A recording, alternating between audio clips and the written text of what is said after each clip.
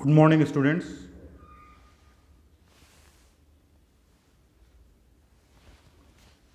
Today I will take next demonstration class on dying declaration. You know it. What is dying declaration? It is a written or oral statement of a person who is dying as a result of some unlawful act relating to material fact of the cause of his death or bearing on the circumstances under section 32 Indian Evidence Act. आपने इसको पढ़ा ही है कि this is a person of a dying, statement of a person who is dying. यदि आपके पास time है तो preferably you should call a magistrate at the time of death या at during the time when you can call. If you are having a call time that you can call magistrate, you can call. If you are not having time, the victim is very serious, then what you should do, you can also take the dying declaration as a doctor, but it should be in the presence of two witnesses.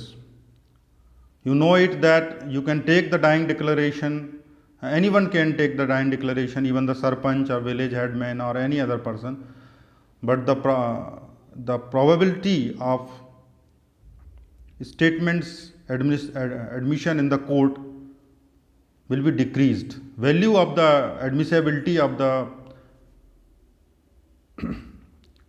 his statement will be reduced. तो कोई भी इस dying declaration को ले सकता है, पर as a doctor आपका क्या रोल है? हमें अब अभी कोर्ट के बारे में डिस्कस नहीं करना है. एज ए डॉक्टर आपको क्या करना है जब इस तरह की सिचुएशन आई कि बहुत ही टाइट सिचुएशन होती है, जब कोई पर्सन इंजर्ड है या उसने पॉइजन लिया है और उसकी ऐसी स्थिति है कि बर्न का केस है कि डेथ होने वाली है, उस समय आपको डाइंग डिक्लेरेशन लेना होता है और बहुत ही टाइट सिचुएशन होती है. जो लोग मेडिकल ऑफिसर हैं वो का काम कर रहे हैं, वो समझते हैं कि कितनी प्रॉब्लम है, एक साथ भीड़ लगी होती है और आपके पास टाइम नहीं होता है किसी को बुलाने का, किसी से पूछने का, और आपको डाइंग डिक्लेरेशन भी लेना होता है.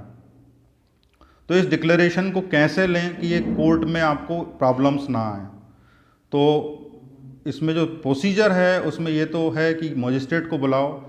मजिस्ट्रेट यदि नहीं मिलता है तो आप खुद इसको लेते हो. यदि मजिस्ट्रेट आता भी है तब भी आपका एक रोल है, वो उसको बोलते हैं compos mentis. Doctor should certify that the person is conscious and his mental faculties are normal. Our role is to justify that he was conscious before the statement and after the statement. During the it will show that he was conscious and oriented during the statement. तो आपको करना क्या है उस duration में? यदि magistrate नहीं आता है तो आपको पूरा का पूरा स्टेटमेंट खुद ही लिखना है, और यदि मजिस्ट्रेट आता है तो आपका काम केवल कॉम्पोज मेंटिस का है. बाकी का स्टेटमेंट लेने की जिम्मेदारी मजिस्ट्रेट की है. तो मैंने एक एग्जाम्पल लिया है, उस एग्जाम्पल में मैं एज ए डॉक्टर आप क्या करोगे,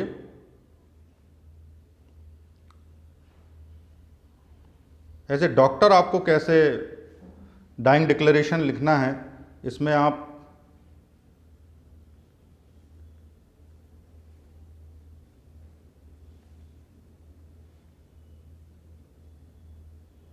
स्लाइड में आप देख सकते हैं कि उसको आप कैसे डील करोगे, स्टेटमेंट कैसे लोगे. बेसिकली क्या है, एक व्यक्ति जिसकी डेथ होने वाली है तो ऐसा माना जाता है कि जो वो बोल रहा है वो सच बोल रहा है और उसकी एडमिसिबिलिटी कोर्ट में रहती है.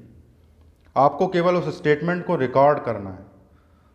पुराने ज़माने से ये पेपर में लिया जाता है, इसका लीगल प्रोसेस होता है. आप इसमें उसका डेट टाइम लिखोगे, उसका नाम लिखोगे, यदि एड्रेस लिखोगे, हिस्ट्री यदि कुछ मिल रही है तो.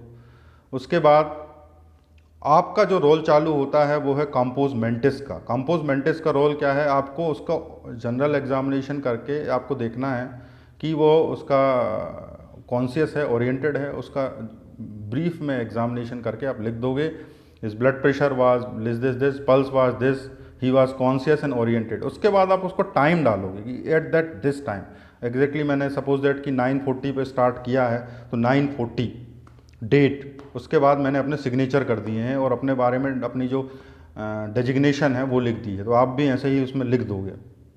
नीचे आप डिक्लेरेशन चालू करोगे। डिक्लेरेशन जो है पेशेंट की ओन लैंग्वेज में होना चाहिए। ऐसा नहीं है कि आप इंग्लिश में क्वेश्चन पूछने लगो और उसमें ना आए। और डिक्लेरेशन का कोई प्रोटोकॉल नहीं है। बेसिकली वो जो कहना चाहता है अंतिम समय में वो रिकॉर्ड करना है उसकी ही भाषा में। उसने किस तरह से बोला, जैसे मैंने एक केस लिया कि इसमें सुबोध नाम का लड़का है, वो कहता है कि मेरे पिताजी का नाम ये है, मैं वहाँ रहता हूँ। ये प्रश्न आपने इसलिए पूछा है ताकि आप ये बता सको कि वो ओरिएंटेड था, कि मैं फलाना फलाना हूँ। और मैं, इसका मतलब ये आइडेंटिटी के लिए नहीं है। ये प्रश्न केवल मैंने इसलिए पूछा है ताकि वो बता रहा है और आप कह सकोगे कि देखिए साहब इसने अपना पता सही बताया, इसका नाम सही बताया, इसकी उम्र सही बताई। इसका मतलब ये था कि ये कॉन्शियस था, ओरिएंटेड था। फिर इसके बाद आपने उससे पूछा या उसने ही बताया कि मेरे साथ क्या हुआ, तो वो कहने लगा कि साहब मैं सुबह सुबह अपनी बाइक से सुबह बस स्टैंड की तरफ जा रहा था। नीमताल चौराहे पर एक रजनीश नाम का लड़का है, उसने मुझे रोका, उसने मुझसे कोई बात नहीं की और मुझ पर चाकू से वार किया। तो आपने अगला प्रश्न पूछा कि आपके साथ कोई और था, बोला कोई नहीं था। ये प्रश्न भी आपको तभी पूछना है जब उसकी बात खत्म हो जाए। उसकी बात इंपॉर्टेंट है, आपके प्रश्न महत्वपूर्ण नहीं है। वो जो भी कहना चाहता है एज इट इज उसकी ही भाषा में आपको लिखना है। ये आपका कोई प्रोटोकॉल नहीं है कि आपको कोई ऐसे प्रश्न पूछना है। मरते समय वह यदि मरने का भय हो या मरने की स्थिति आने वाली है तो वह अपने अपने अंतिम समय में जो बयान दे रहा है, मृत्यु पूर्व बयान, ये वो हैं। तो ये वह बोल सकता है कि मेरे साथ क्या किसने किया। तो आप उसमें कोई मैनिपुलेट नहीं करेंगे, कोई फोर्स नहीं डालेंगे कि आपके साथ ने किया, क्योंकि आप मजिस्ट्रेट का काम, मजिस्ट्रेट भी यही करता है। आपको केवल उसके बयानों को रिकॉर्ड करना है। आपके साथ कौन था, आसपास कोई था, बोलेगा पता नहीं, या जो भी बोले, कोई बोलेगा पेट्रोल पंप में कोई पेट्रोल डाल रहा था, पर उसको नहीं पता है। आपने बचने की कोशिश की, हाँ मेरे हाथ में चाकू का घाव है, आप रजनीश को पहचानते हैं, हाँ वह मेरे पड़ोस में रहता है। तो इस तरह के जो बयान है, जैसे मान लीजिए कि कोई बर्न का केस है तो लड़की आती है, जल के आती है यूजुअली, उसके बाद वो बोलती है कि मेरे ससुराल वालों ने मेरे साथ ऐसा किया या नहीं किया, या बोलेगी कि नेगेटिव भी बोल सकती है। वो ये भी बोल सकती है कि ये सुसाइड मैंने खुद की है और इसमें मेरे घर वालों का कोई हाथ नहीं है।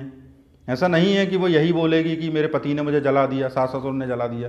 कई बार वो नेगेटिव भी बोल सकती है कि ये मेरे साथ जो भी हुआ ये मैंने खुद किया है और इसमें मेरे परिवार का कोई हाथ नहीं है। ये और महत्वपूर्ण है ये इस तरह के बयान। तो जैसे अभी बयान व्यक्ति देता है आप उसको वैसा का वैसा नोट कर लेते हो। फिर नीचे फिर से एक बार आपका रोल चालू होता है एज ए डॉक्टर। यदि मजिस्ट्रेट नहीं ले रहा है तो एज ए डॉक्टर रोल चालू होता है। उसके पहले आपको उसका क्या लेना है, सिग्नेचर। यदि वो सिग्नेचर नहीं कर सकता है तो आपको क्या लेना है, उसका अंगूठे का निशान। इसमें याद रखना है कि इसमें ओथ की रिक्वायरमेंट नहीं है, क्योंकि ये माना जाता है कि जो व्यक्ति who is the person who is dying he tells the truth. तो आपको उसका किसी तरह की ओथ की रिक्वायरमेंट नहीं है। इसके बाद फिर आपका रोल चालू है। आप उसमें नीचे लिखोगे कि he is conscious, oriented for time, and फिर से उसमें time he is stable, vitals are stable.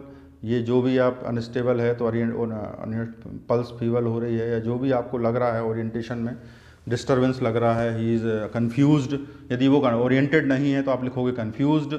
यदि आप लिखोगे कि he is not able to speak, यदि मान लो कि वो बोल नहीं पा रहा है, इशारे में बोलता है, तो यदि आप उसको एक्सप्रेस कर सको, यदि आपको उसका इंटरप्रिटेशन हो तो आप वो भी लिख सकते हो कि he is not able to completely, he is not completely expressible, his vitals are not normal, he is confused state। तो मान लीजिए कि वो 2 सेंटेंस बोलता है कि मेरे साथ ये हुआ, तो आपको 2 सेंटेंस लिख लेना है। ज़बरदस्ती नहीं करना है कि इसमें आपको कोई आपके ऊपर कोई प्रेशर आएगा कि आप उससे उगलवा रहे हो कि तुम्हारे साथ क्या हुआ बताओ। आपको तुरंत उसके बाद इलाज भी चालू करना है और MLC भी बनानी है। ये सब एट द सेम टाइम चल रहा है। आप अकेले डॉक्टर होते हो और उस ड्यूरेशन में आपको डाइंग डिक्लेरेशन भी लेना है, वहीं आपको MLC भी बनानी है। उसके बाद आपको उसको रेफ़र, यदि मान लो कोई उपचार हो सकता है तो उपचार भी करना है, रेफ़र की भी व्यवस्था करनी है। तो ये जो लोग काम करते हैं उनको पता है कि ये स्थितियाँ कितनी क्रिटिकल होती हैं कि आपको सारे काम एक साथ करने पड़ते हैं। परंतु चूंकि डाइंग डिक्लेरेशन लेना ज़रूरी है तो आप सबसे पहले इसको ले लो। आप 5 मिनट निकाल के सबसे पहले इसको ले लो और अपनी सिस्टर से या किसी और से बोल दो कि वो उस ड्यूरेशन में इलाज करता रहे, उसका जो भी पॉसिबल ट्रीटमेंट है वो भी चालू कर दे। आप उससे बात भी करते रहो। वो बात करने के बाद जैसे ही डाइंग डिक्लेरेशन हुआ फिर आप उसको इंजरी नोट कर लो और एमएलसी बना लो। ये प्रोसेस यूजुअली होता है। फिर आगे आपको जो करना है, जो डॉक्टर ट्रीटिंग डॉक्टर है वो करेगा। ये वो रिस्पॉन्सिबिलिटीज़, मेडिको लीगल रिस्पॉन्सिबिलिटीज़ हैं जो उस समय ड्यूटी डॉक्टर या कैजुअल्टी मेडिकल ऑफिसर जो भी वहाँ उपलब्ध है उसको उसकी होती हैं। और ये करने के बाद फिर आप दो जो उसके विटनेस हैं, नीचे आप उसके विटनेस के नाम लिखोगे, उनका एड्रेस लिखोगे, उनके सिग्नेचर कराओगे, फिर खुद के सिग्नेचर करोगे। यदि आप मजिस्ट्रेट ने लिया है तो मजिस्ट्रेट अपने सिग्नेचर करेगा नीचे। तो ये वो तरीका है जिससे आप डाइंग डिक्लेरेशन ले सकते हो। आप एक हाइपोथेटिकल डाइंग डिक्लेरेशन बना के और आप नेक्स्ट वीक इसको पोस्ट करिए। फिर मैं यदि उसमें कोई क्रॉस क्वेश्चन है तो मुझसे पूछ सकते हैं। Thanks for watching this video.